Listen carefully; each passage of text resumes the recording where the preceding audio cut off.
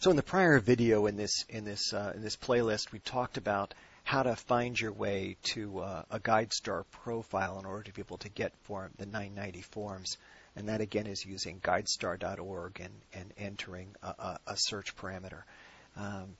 And once you're in a profile, you can kind of launch the 990s from here. And in the next video, I'll actually walk you through kind of how best to read a 990.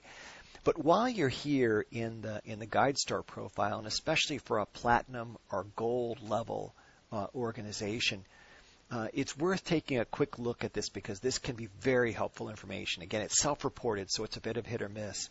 But it does show a location of where they are, some information about their programs, in this case, kind of relative limited, but a bit more than you see in the 990 anyway. And then when you drop down as a platinum again, they're going to talk about results and they're going to share results. And it'll depend on whether these are, again, because they're self-reported, they may be more outcomes-based. They may just be outputs and activity. You'll kind of have to be the judge of that. But in this case, these are kind of mostly activity metrics, volunteer hours, that kind of thing.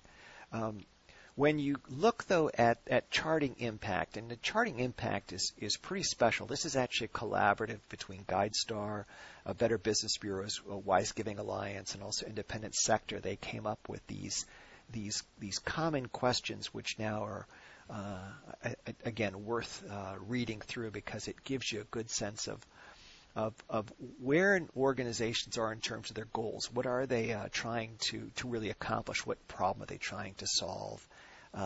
Then kind of how are they trying to accomplish these long-term goals? And really, what are their priorities?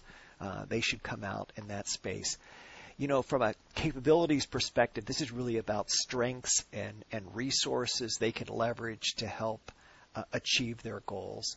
And then as they start to look at progress, again, as a platinum, they've shared their dashboard, but also being able to understand kind of what are the milestones that make sense to them. And then this last question is really powerful because it gives you a real clear sense, kind of what have they accomplished, is really about their approach also to improvement. What are their processes for trying to get better? What are they trying to accomplish, and what can they share? But with that as context, there's also good information about financials, but you're going to see that up here in the 990. So what I would say at this point is let's move to that, and I look forward to taking you through what that IRS form and what you can learn from it. So thanks.